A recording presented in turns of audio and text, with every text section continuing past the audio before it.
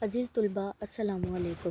ہم نے پچھلی ویڈیو میں اردو کا تعارف پڑھا تھا اور مجھے امید ہے کہ آپ نے اسے سنا سمجھا اور جانا ہوگا۔ آج ہم جماعت پنجم کی اردو کی کتاب شروع کریں گے۔ سبق نمبر 1 حمد، اور اس کے مصنف ہیں غنی دہلوی۔ غنی دہلوی کا مختصر سا تعارف۔ عبدالغنی کا نام عبدالغنی اور تخلص غنی تھا۔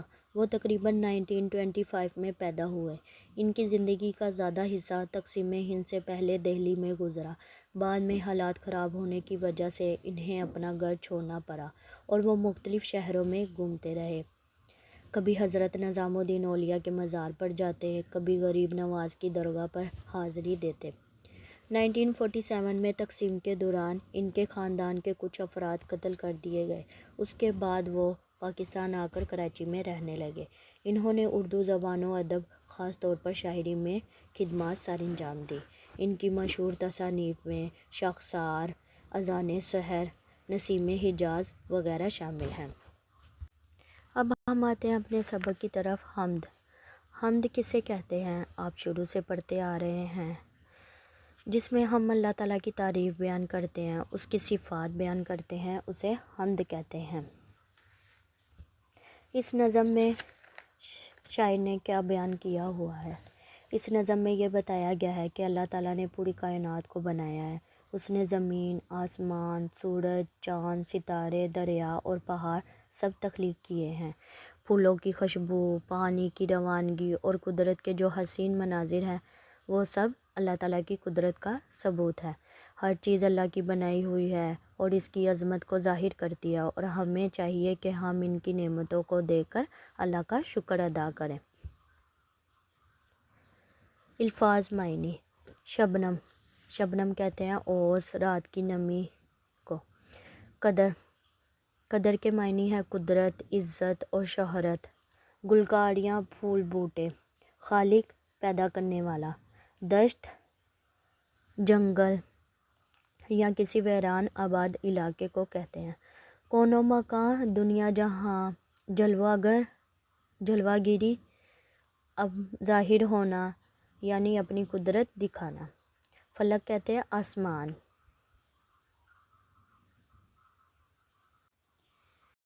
شعر نمبر 1 خدا سب کا خالق ہے کون و مکان میں، یہ گلکاریاں جس قدر ہے جہاں میں۔ یہ جو دو لائنز ہیں،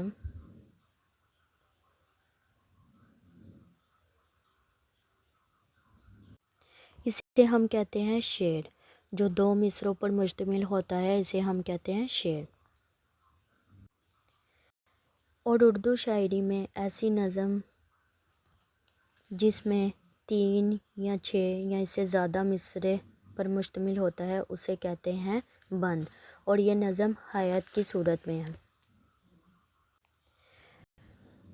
پہلے 2 اشعار میں شاعر کہہ رہا ہے کہ خدا سب کا خالق ہے، اس نے زمین و آسمان کی ہر چیز کو پیدا کیا ہے۔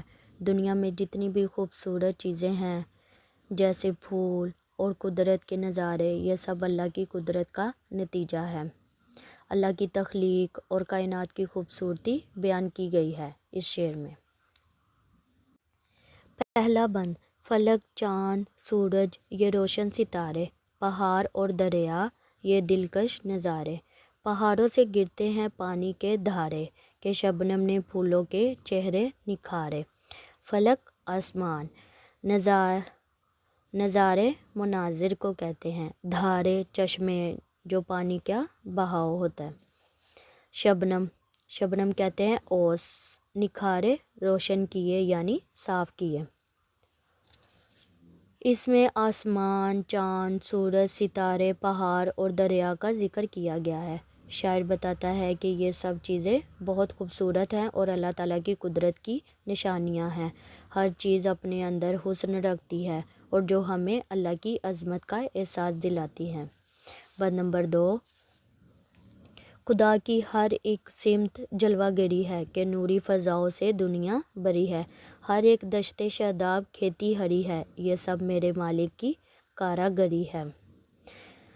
دشت کہتے ہیں جنگل کو، شاداب سرسبز، کاراگری ہنر مندی۔ اس بند میں شاعر کہتا ہے کہ دنیا کی ساری خوبصورتی ایک ہی اللہ تعالیٰ کی طرف ہے۔ اللہ نے دنیا کو روشن اور خوبصورتی سے بھر دیا ہے، ہر طرف نور اور حسن نظر آتا ہے جو اللہ تعالیٰ کی مہربانی اور قدرت کو ظاہر کرتا ہے۔ بند نمبر 3، زمین کا ہر ایک ذرہ چمکا ہوا ہے، وہ دیکھو کہ سورج بھی نکلا ہوا ہے، جدھر دیکھیں نور پھیلا ہوا ہے، خدا ساری دنیا پر چھایا ہوا ہے۔ اس بند میں شاعر کہنا چاہ رہا ہے کہ دنیا کی ہر چیز خوبصورت اور سبز ہے، دنیا کا ہر ذرہ چمک رہا ہے، ہر طرف روشنی پھیلی ہوئی ہے، یہ سب اللہ کی کاریگری ہے جو ہمیں اس کی عظمت اور قدرت کا احساس دلاتی ہے۔